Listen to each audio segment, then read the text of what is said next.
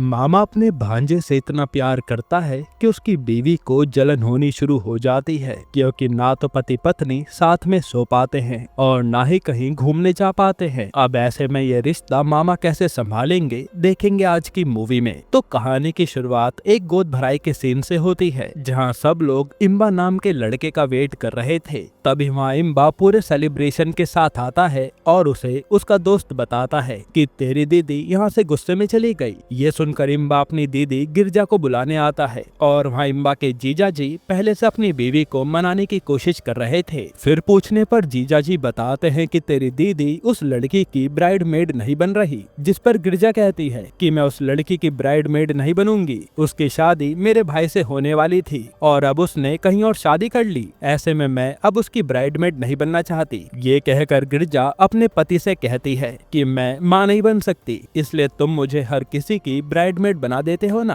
अब मैं ब्राइडमेड केवल इम्बा की बीवी की बनूंगी और मैं 10 साल से माँ नहीं बन पाई, इसी की कमी मुझे आज भी महसूस होती है। उसी समय बाहर खड़ी गिरजा की सास ऊट पटांग कहना शुरू कर देती है कि खुद तो माँ नहीं बन पाई और दूसरे की खुशी में भी शामिल नहीं हो रही। इसी तरह से वो गिरजा को काफी बातें सुनाने लगती हैं, जो इम्बा और उसकी माँ सुन रहे थे। तभी गुस्से में गिरजा अपनी सास को जवाब देने आती है और उन्हीं पर उल्टी कर देती है। फिर यहाँ जब गिरजा को एक दाई देखती हैं तो बताते हैं कि गिरजा तो माँ बनने वाली है। ये जानकर सब खुश हो जाते हैं। फिर अगले दिन गिरजा अपने भाई और पति के साथ डॉक्टर को दिखाने आती है और गिरजा इस खुशी से फूली नहीं समा रही थी। अब यहाँ रेखा नाम के डॉक्टर गिरजा का टेस्ट लेती हैं और बताते हैं कि हमें अल्ट्रासाउंड करके देखना होगा, जिससे कंफर्म हो सके कि आप प्रेग्नेंट हैं या नहीं। तब यहाँ अपनी बहन की मदद इम्बा करने लगता है, जो देख रेखा को अच्छा लगता है और वो कहती है कि आप टेंशन मत लो, मैं हैंडल कर लूंगी। पर अल्ट्रासाउंड के दौरान उन्हें बच्चे की एक भी झलक नहीं दिखती, जो सुनकर तो गिरजा के होश उड़ जाते हैं। तब रेखा कहती है कि अभी आपका ब्लडर फुल नहीं है, आप ऐसा करो खूब पानी पियो, फिर हम दोबारा से टेस्ट करेंगे, आप चिंता मत करना। वहीं इम्बा भी अपनी बहन को दिलासा दे रहा था। हालांकि गिरजा का पति इससे दुखी हो जाता है कि ये खुशी आई थी वो भी नहीं मिली और ये सुनकर गिरजा भी रोने लगती है। फिर यहाँ से सीन पास्ट में जाता है, जहाँ गिरजा की शादी को काफी समय बीत गया था, पर वो माँ नहीं बन पाई थी। ऐसे में गिरजा की सास को जो कोई भी उपाय करने को कहता था वो सब गिरजा से करवाती थी। जैसे कई बार गिरजा को घुटनों के बल मंदिर जाना पड़ता था, तो कई बार जगह जगह का पानी पीना पड़ता था, पर गिरजा माँ नहीं बन पाई। और अब प्रेजेंट में गिरजा यही सब याद करके दुखी थी कि इतना सब कुछ कर लिया फिर भी मैं माँ नहीं बनी। ये सुनकर इम्बा उसे पानी पीने को कहता है ताकि उसका अल्ट्रासाउंड सही से हो सके। फिर थोड़ी देर बाद ये दोबारा टेस्ट के लिए आते हैं और इस बार तो चमत्कार होता है। यहाँ गिरजा सच में प्रेग्नेंट थी, जो पहले टेस्ट में क्लियर नहीं हुआ था और अब ये बात जानकर सब लोग खुश हो जाते हैं। वहीं इम्बा की आंखों में आंसू देखकर रेखा सोचने लगती है कि ये कितना इमोशनल इंसान है। खैर, अब अगर हम दोस्तों इम्बा की बात करें तो इम्बा के पापा इस दुनिया में नहीं हैं, उसकी केवल माँ है और इम्बा के जन्म से पहले ही उसके पापा भगवान को प्यारे हो गए थे। वहीं इम्बा अपनी बहन के बहुत करीब है और अक्सर वो इन्हीं के घर में पड़ा रहता है। हालांकि इम्बा कमाता है, लेकिन वो अपना पैसा भी अपनी बहन पर खर्चा कर देता है। खैर, इसके बाद इम्बा आए दिन अपनी बहन को चेकअप के लिए लाने लगता है और इसी तरह से उसकी दोस्ती रेखा से बढ़ जाती है, जो गिरजा की डॉक्टर थी। यहाँ इम्बा अक्सर गिरजा के बच्चे के बारे में पूछने के लिए रेखा को फोन करता था, जिससे रेखा को भी अच्छा लगने लगा था। फिर समय बीतता है और एक दिन रेखा बताती है कि अब बेबी बड़ा हो चुका है, इसलिए अब वो अंदर से हमारी बातें सुन सकता है। ये सुनकर तो इम्बा गिरजा के पेट के पास आकर कहता है कि बेटा, तुम बाहर आते ही सबसे पहले मामा कहना, क्योंकि मैं हमेशा तुम्हारे साथ रहूंगा। फिर कुछ ही समय में गिरजा की गोद भराई की जाती है, जहाँ सब गिरजा की रस्म कर रहे थे। तब गिरजा कहती है कि अब इम्बा भी ये रस्म करेगा। ये सुनकर वहाँ बैठी लेडी कहती है कि ये रस्म कुंवारे लड़के नहीं कर सकते, जिस पर गिरजा कहती है कि मेरे पापा नहीं है तो मेरा भाई ही मेरे लिए पापा के समान है। ये कहकर वो इम्बा से रस्म करवाती है और इम्बा इमोशनल हो जाता है। फिर फाइनली वो दिन आता है जब गिरजा की डिलीवरी होने वाली थी और डॉक्टर आकर बताते हैं कि डिलीवरी हो गई है, लेकिन बच्चा गले में नाल लपेटे पैदा हुआ है। ये सुनकर तो सब डर जाते हैं और वहाँ लेडीज कहने लगती हैं कि ऐसे में तो मामा को अपने भांजे का मुंह नहीं देखना चाहिए, वरना उन पर संकट आ जाता है। ये कहकर वो लोग इम्बा को वहाँ से भेज देते हैं और बेचारा इम्बा बाहर खड़ा होकर रो रहा था। तभी वहाँ रेखा आती है और पूछती है कि क्या हुआ। इम्बा कहता है कि बच्चे के गले में नाल लिपटी है, इसलिए मामा बच्चे का मुंह नहीं देख सकता। इस पर रेखा कहती है कि कैसी सी बात कर रहे हो तुम? आजकल माँ एक्सरसाइज और डाइट फॉलो नहीं करती, इसलिए बच्चे के गले में नाल लिपटना नॉर्मल केस है। बस इसमें सर्जरी करके ही बच्चे को बाहर निकालते हैं। तो तुम फालतू डरो मत, और तुम्हें कुछ हुआ तो मेरा क्या होगा? यहाँ ये सुनते ही इम्बा अपने भांजे को देखने भागता है और तुरंत अपने जीजाजी से बच्चा लेकर खुश हो जाता है। उसे अब किसी की परवाह नहीं थी, जो देख कोई उसे रोकता भी नहीं। और अपनी बहन का बच्चा देखकर इम्बा काफी इमोशनल हो गया था। फिर अगले दिन इम्बा रेखा के पास आता है और थैंक यू कहता है कि तुमने कल मुझे वो सब ना बताया होता तो मैं अपने भांजे को उस समय ना देख पाता। तब रेखा इस पर कोई रिएक्शन नहीं देती और इम्बा उसे पूछने लगता है कि आखिर बात क्या है। इस पर रेखा कहती है कि कल मैंने तुमसे और कुछ भी कहा था, लेकिन तुमने उस पर ध्यान नहीं दिया। और ये सुनकर इम्बा कल रात वाली बात सोचने लगता है, तो याद आता है कि रेखा ने कहा था कि तुम्हें कुछ होगा तो मेरा क्या होगा। ये सुनकर इम्बा खुश हो जाता है, जिसका मतलब था कि रेखा उससे प्यार करती है। और यहाँ से इनकी लव स्टोरी शुरू हो जाती है, जहाँ इम्बा अपने भांजे को संभालते हुए अक्सर रेखा से बात करता था। इसी बीच इम्बा रेखा को अपने बुआ और फूफा से भी मिलवाता है, जिनके बच्चे नहीं थे, इसलिए वो इम्बा और गिरजा को ही अपने बच्चे मानते थे। वहीं हम देखते हैं कि इम्बा के फूफा सिंघम अक्सर अपनी बीवी से लड़ते रहते हैं, जिस पर इम्बा उन्हें शांत कराता है। हालांकि जब इम्बा और उसके साथी चले जाते हैं तो सिंघम अपनी बीवी पर प्यार भी लुटाता है। असल में लड़ना ही उनकी लव लैंग्वेज थी, जिसे कोई भी नहीं समझता। खैर इसी तरह से 5 साल बीत जाते हैं और अब इम्बा का भांजा नीलन बड़ा हो चुका है। यहाँ आज वो अपने मामा को स्कूल लाया था, क्योंकि प्रिंसिपल नीलन की शिकायत करना चाहती है। तब प्रिंसिपल बताती है कि ये नीलन क्लास में बहुत शरारत करता है, ना तो ये खुद पढ़ता है और ना ही किसी को पढ़ने देता है। ये सुनकर इम्बा नीलन के चोटी काटता है तो नीलन अपने मामा के ही चाटा मार देता है। पर यहाँ प्रिंसिपल को लगता है कि इम्बा ने ही नीलन को मारा है, इसलिए वो इम्बा को डांटने लगती है कि बच्चे को ऐसे कौन मारता है भला। हालांकि फिर इम्बा यहाँ से नीलन के साथ चला जाता है और हम इन दोनों को देखकर समझ पाते हैं कि ये हमेशा साथ में ही रहते हैं। यहाँ तक कि इम्बा जब रेखा से मिलने जाता है तो नीलन भी उसके साथ ही होता है, जो देखकर रेखा भी खुश थी। वहीं रात को भी नीलन अपने पापा के साथ नहीं बल्कि इम्बा के साथ ही जाकर सोता था। अब एक दिन जब नीलन गिरजा के साथ होता है तो वो अपनी माँ से पूछता है कि आप हमेशा ये गले में क्या पहन कर रखते हो। गिरजा कहती है कि ये मंगलसूत्र है, ये निकालने से भगवान नाराज हो जाते हैं और ये तभी निकाला जाता है जब आपका पति भगवान के पास चला जाए, जैसे दादी ने इसे निकाल दिया है। तब नीलन भी ज्यादा कुछ नहीं पूछता। इसके बाद यहाँ रेखा जब इम्बा की बुआ के साथ थी तो ये लोग साड़ियाँ रख रहे होते हैं। तब यहाँ बुआ बताती है कि ये साड़ी मेरे दिल के बहुत करीब है, क्योंकि तुम्हारे फूफा की दी हुई ये पहली साड़ी है जो वो बहुत ही छानबीन करके लाए थे। हालांकि अब वो मुझे गिफ्ट नहीं देते। तभी वहाँ सिंघम आते हैं और वो फिर से अपनी पत्नी से लड़ने लगते हैं, जो देख रेखा भी हैरान थी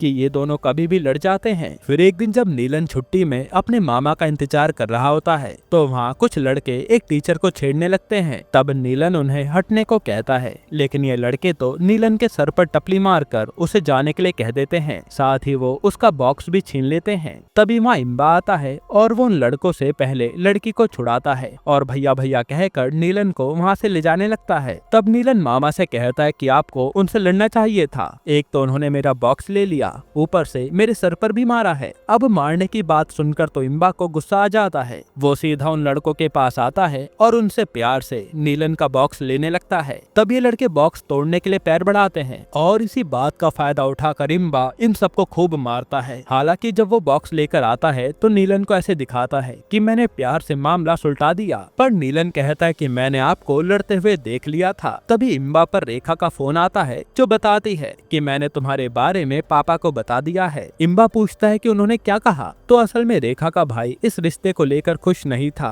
कि उसकी बहन एक डॉक्टर है और इम्बा केवल फैक्ट्री चलाने वाला इंसान, जिस पर रेखा ने अपने पापा से कहा था कि आप जैसे औरतों की इज्जत करते हैं, इम्बा भी आपके जैसा ही है, इसलिए मैंने उसे अपना मान लिया। ये सुनने के बाद रेखा के पापा मान गए थे, जो सुनकर तो इम्बा भी खुश हो जाता है। फिर जल्द ही इन दोनों की शादी का दिन भी आ जाता है, जहाँ सब लोग खूब एंजॉय करते हैं और मामा भांजे ने एक जैसे कपड़े पहने थे। फिर जब मंगलसूत्र पहनाने की बारी आती है तो नीलन कहता है कि मामी को मैं मंगलसूत्र पहनाऊंगा। ये कहकर वो जिद करने लगता है। तब इम्बा नीलन को संभालता है और फिर ये मिलकर रेखा को मंगलसूत्र पहनाते हैं। फिर इनकी शादी के बाद जब सुहाग रात के समय सब लोग खाना खा रहे होते हैं, तब ऊपर नीलन सजाए हुए कमरे में पहुंच जाता है और वहाँ वो फूल मालाओं से खेलते हुए सब कुछ तहस नहस कर देता है। फिर जब रेखा और इम्बा सुहाग रात के लिए आते हैं तो नीलन कहता है कि मैं भी आपके साथ सोऊंगा। ये सुनकर इम्बा के तो होश उड़ जाते हैं और गिरजा नीलन को साथ में चलने को कहती है, पर नीलन तो जिद करने लगता है। तब गिरजा रेखा से कहती है कि ये जैसे ही सो जाएगा मैं इसे लेने आ जाऊंगी, तुम मुझे बता देना। जिसके बाद ये नीलन के साथ ही रूम में उसे सुलाने की कोशिश करते हैं, पर नीलन तो नई मामी के साथ गेम खेलने में बिजी था और गिरजा भी रेखा से फोन करके पूछ रही थी कि नीलन सोया या नहीं, पर ये नीलन तो सोने का नाम नहीं लेता। फिर हम अगली सुबह देखते हैं कि ये लोग ऐसे ही सो गए थे और गिरजा आकर इन्हें उठाती है, यानी ये पहली रात नीलन ने बर्बाद कर दी। फिर जब सब लोग नाश्ता कर रहे होते हैं तो इंबू रेखा को मैसेज करता है कि पहली रात तो खराब हो गई, पर आज रात मैं तुम्हें नहीं छोड़ूंगा। जिस पर रेखा कहती है कि देखते हैं। इसके बाद आज रात फिर नीलन इनके साथ सोने आ जाता है। हालांकि आज नीलन के सोने के बाद इंबू रेखा को अपने साथ अपने दादाजी के पुराने कमरे में लेकर आता है ताकि वो अपनी सुहागरात मना सके। पर जैसे ये रोमांस करना शुरू करते हैं तो बेड ही टूट जाता है और इस आवाज से सारे रिश्तेदार जाग गए थे। अब यहाँ ऐसे बेड टूटने से रेखा काफी ज्यादा एम्बेरस हो गई थी और गिरिजा भी समझ जाती है कि इन्हें साथ में टाइम नहीं मिल रहा, इसलिए वो अगले ही दिन इम्बा और रेखा को हनीमून पर भेजने लगती है। और जब ये लोग जा रहे होते हैं तो सब कहते हैं कि नीलन को मत बुलाना वरना वो साथ में जाने की जिद करेगा।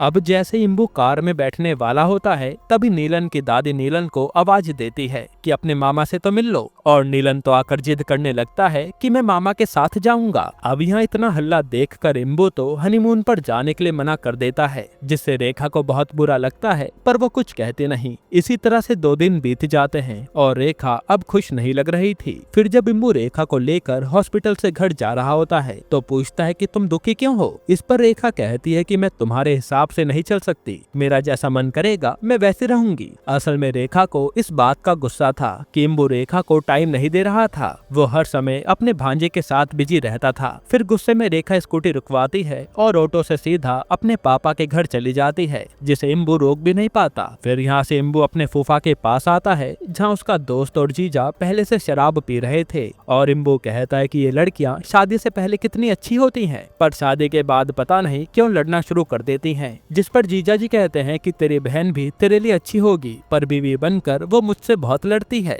ये सब सुनकर इम्बू शराब पी लेता है। जिसके बाद अगले ही दिन इम्बू की पूरी फैमिली रेखा को अपने साथ ले जाने आती है और रेखा की माँ कह रही थी कि मेरी बेटी को ऐसे बीच रास्ते में छोड़कर जाने की क्या जरूरत थी, बेचारी को ऑटो लेकर यहाँ आना पड़ा। तब इम्बू रेखा को मैसेज करता है कि मैंने तुम्हें बीच में कब छोड़ा, अपनी माँ को सच बता दो। इसी बात पर मैसेज में ही इन दोनों की लड़ाई शुरू हो जाती है और गुस्से में रेखा बर्तन पटक कर रूम में आ जाती है, जो देख सब हैरान थे। तब सिंघम इम्बा को भी रूम में भेज देते हैं और इम्बा रूम बंद करते ही रेखा के पैरों में गिर जाता है कि माफ कर दो मेरी माँ, अब मैं ऐसा नहीं करूँगा। तब रेखा भी मान जाती है और ये खुशी खुशी घर आ जाते हैं। फिर आज घर आते ही रेखा काफी अच्छे से तैयार होती है ताकि वो इम्बा के साथ फर्स्ट नाइट मना सके। और यहाँ इम्बा भी नीलन को समझा रहा था कि बेटा आज अपने मम्मी पापा के साथ सो जाओ, जिस पर नीलन पहले तो मान जाता है लेकिन फिर वो जिद करना शुरू कर देता है कि मुझे आपके साथ ही सोना है। तब यहाँ बच्चे की बात सुनकर इम्बा फिर से उसे अपने घर ले आता है और ये देखकर रेखा को बहुत गुस्सा आता है और वो सीधा सोने चली जाती है। तब इम्बा भी कुछ कह नहीं पाता। फिर अगले दिन से रेखा चिढ़ी चिढ़ी रहने लगती है और वो अपने दोस्त के पास आकर रोती भी है कि इम्बा अपने भांजे के आगे मेरी खुशियाँ भूल गया है, उसके पास मेरे लिए बिल्कुल वक्त नहीं है। फिर जब एक दिन इम्बा और रेखा गिरजा के घर आते हैं तो वहाँ रेखा तो गिरजा से बात ही नहीं करती, जो देखकर गिरजा को बहुत बुरा लगता है, पर इस पर इम्बा ध्यान नहीं देता। इसी तरह से दिन बीतते हैं और इम्बा की माँ भी नोटिस करने लगती है कि रेखा शादी के बाद से खुश नहीं है, इसलिए आज वो गिरजा के पास आकर कहती है कि तुम्हारे बेटे के कारण रेखा और इम्बा की जिंदगी आगे नहीं बढ़ पा रही। जिस पर गिरजा कहती है कि मेरे बेटे ने क्या कर दिया। तब उसकी माँ कहती है कि रेखा का कहना है कि नीलन बहुत ही ज्यादा जिद करता है, ऐसे में उसे काउंसलिंग की जरूरत है, उसका बिहेवियर सही नहीं है। ये सुनकर तो गिरजा भड़क जाती है कि मेरा बेटा पागल नहीं है और वो अपनी माँ को ही यहाँ से जाने के लिए कह देती है कि आप अब यहाँ मत आना और इम्बा को भी यहाँ आने से मना कर देना। खैर अब इसके बाद नीलन के कंछेदन की रस्म का दिन आता है, जहाँ गिरजा एक तरफ मुंह फुलाए घूम रही थी, वहीं दूसरी तरफ रेखा भी ज्यादा कुछ नहीं बोल रही थी। फिर जब कंछेदन की बारी आती है तो नीलन कहता है कि मामा डर लग रहा है, अगर आप भी कान छिदवाओगे तो मैं ये करवा लूंगा।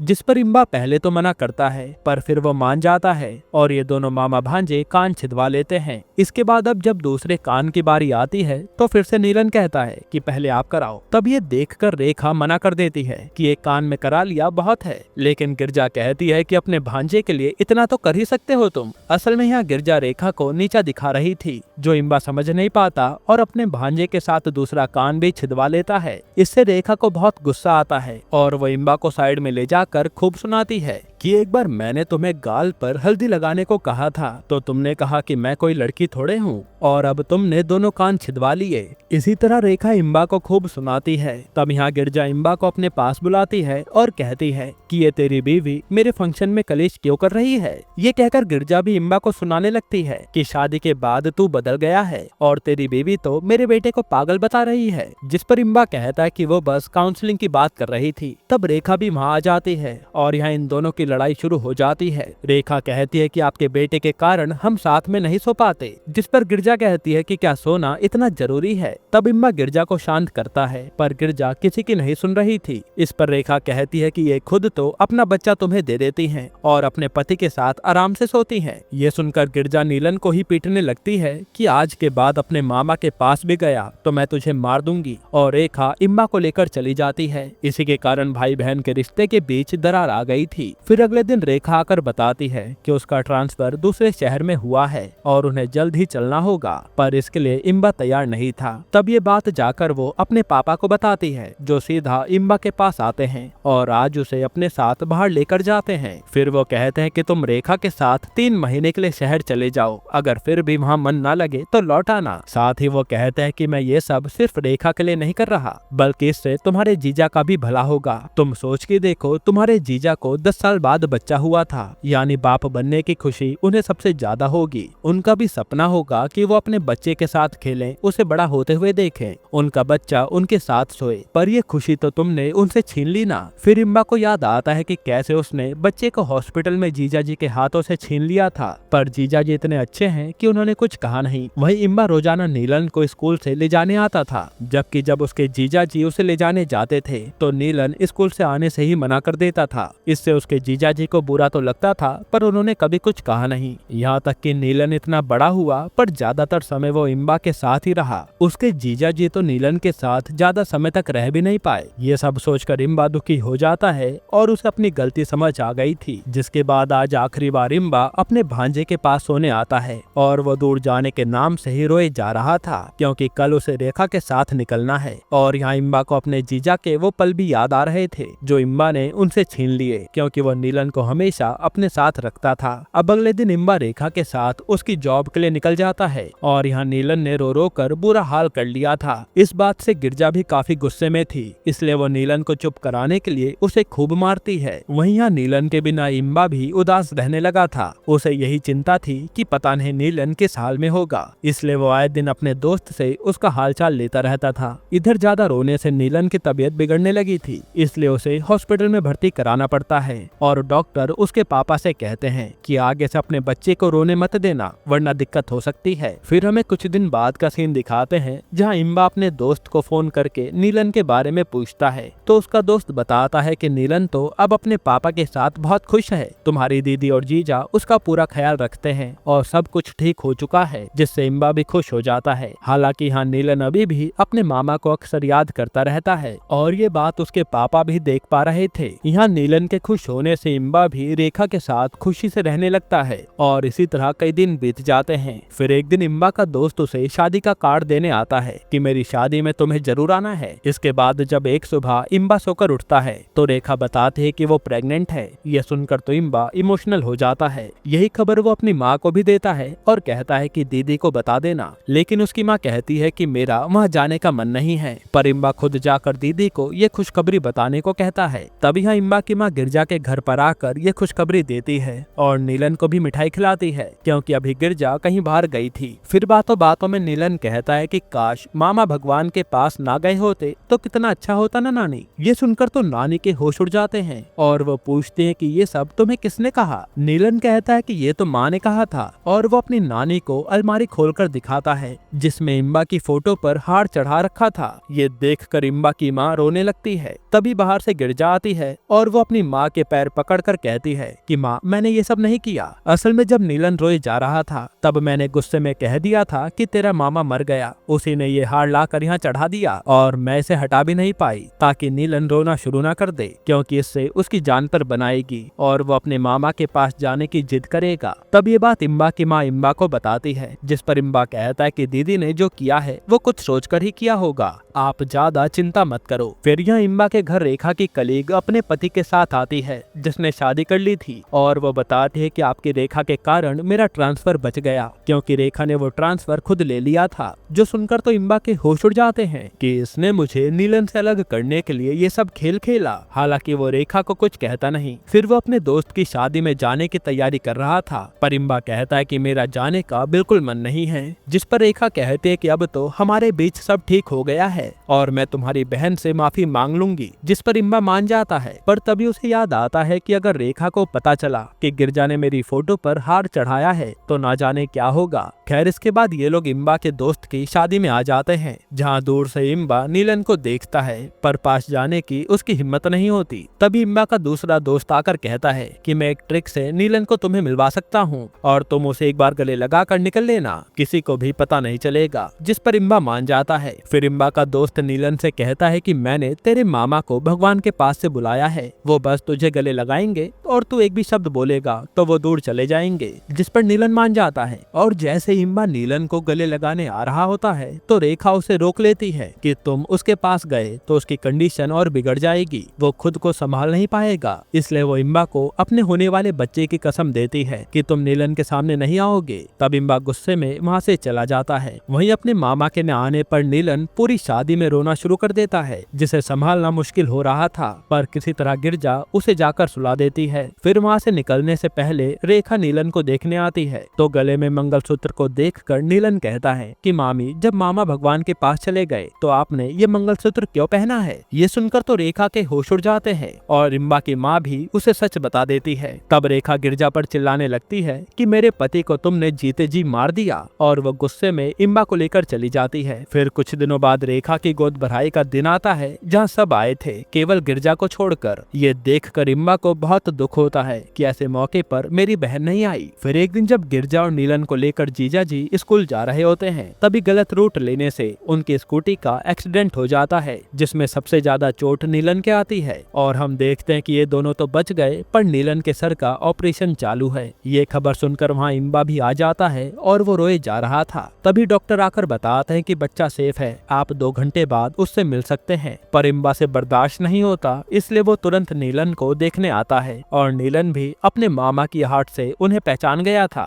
वो कहता है कि मामा क्या मैं मर गया हूँ। जो सुनकर तो ये लोग रोने लगते हैं। फिर जब इम्बा बाहर आता है तो वहाँ उसके फूफा जी भी आए थे जो कहते हैं कि अब मैं चलता हूँ, तेरी बुआ बीमार है, उसके बीमार होने से मैं टूट गया, बस वो जल्दी से ठीक हो जाए। ये कहकर वो निकल लेते हैं। फिर जब वो घर आते हैं तो अपनी बीवी से किसी बात पर लड़ने लगते हैं और साथ ही उनके लिए खाना भी बनाते हैं। वहीं यहाँ रेखा इम्बा के पास आ गई थी जो कहती है कि तुमने अपने बच्चे की कसम तोड़ दी जो यहाँ चले आए। ये कहकर वो इम्बा को सुनाने लगती है और अपने साथ चलने को कहती है। तब गुस्से में इम्बा रेखा को थप्पड़ मार देता है और रेखा रोते हुए कहती है कि मुझे लगा था कि तुम अपनी बहन का इतना ख्याल रखते हो तो तुम मेरा भी उतना ही ख्याल रखोगे और यही सोचकर मैंने तुमसे प्यार किया था, पर मुझे पता नहीं था कि तुम सिर्फ अपनी बहन के ही होकर रह जाओगे और तुम्हें मेरी कोई फिक्र नहीं है। ये कहकर वो चली जाती है। फिर जब नीलन हॉस्पिटल से घर आता है तो इम्बा के फूफा रेखा के मायके आते हैं उसे अपने साथ ले जाने के लिए, पर रेखा नहीं मानती और उसने डिवोर्स पेपर भी भेज दिए थे जो देखकर इम्बा को बहुत दुख होता है। फिर यहाँ इम्बा से उसके फूफा कहते हैं कि मैं भले ही तेरी बुआ से कितना ही लड़ता था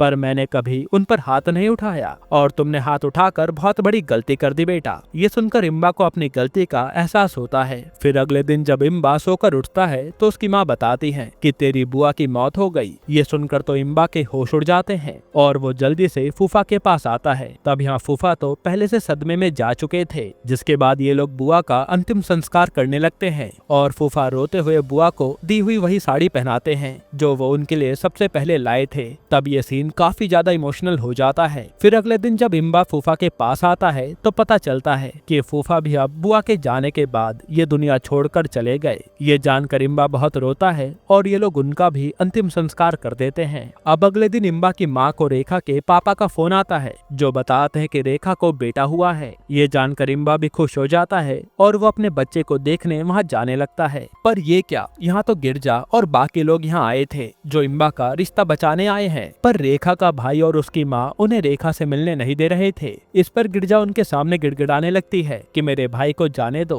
तब इम्बा बहन को रोकता है कि तुम किसी के सामने गिड़गिड़ाओ मत। लेकिन गिरजा कहती है कि मेरे से गलती हो गई, मुझे सब कुछ ठीक करना ही होगा। जिसके बाद यहाँ रेखा के रूम में नीलन आता है, जिसे देखकर रेखा फिर से मुंह घुमा लेती है। तब नीलन तो आकर अपने मामा के बच्चे को देखने लगता है और इम्बा को जुड़वा बच्चे हुए थे जिनसे नीलन खेल रहा था और ये देखकर रेखा भी खुश हो जाती है। फिर वहाँ इम्बा आता है और सीधा रेखा के पैर पकड़ लेता है कि मुझसे बहुत बड़ी गलती हो गई। जब बुआ और फूफा दुनिया छोड़ गए तो मुझे अपनी गलती का और भी ज्यादा एहसास हुआ और मैं वादा करता हूँ कि अब हम साथ मिलकर रहेंगे। इस पर रेखा भी इम्बा को माफ कर देती है क्योंकि उसे भी माँ बनने के बाद समझ आ गया था कि इम्बा का नीलन से कैसा कनेक्शन रहा होगा जिसने उसे बचपन से पाला है। फिर हम बच्चों के नामकरण का सीन देखते हैं जहाँ रेखा के भाई को जो रस्में करनी थी वो नीलन करने लगता है और ये देख सब हंस रहे थे। यहीं पर ये प्यारी सी मूवी खत्म होती है।